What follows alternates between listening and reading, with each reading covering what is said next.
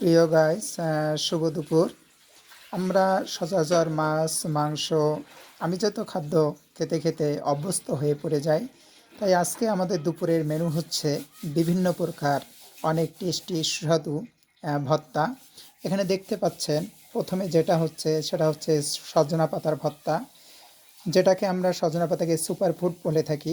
এরপরে দেখা পাচ্ছেন আপনারা কাঁচা কলা। এই কাঁচা কলার ভর্তার মধ্যে অনেক লৌহ আছে, পুষ্টি গুণাগুণ রয়েছে। এরপরে আমরা দেখতে পাচ্ছি আলুর ভর্তা। তারপরে আমরা দেখতে পাচ্ছি টমেটোর ভর্তা, এবং এখানে দেখতে পাচ্ছি পুকুরের সতেজ মাছ। তারপরে আমরা দেখতে পাচ্ছি প্রাকৃতিক সবজি, কচুর ভর্তা। তারপরে আমার অনেকেরই প্রিয় ভাতের সাথে মসুর কালের বড়া।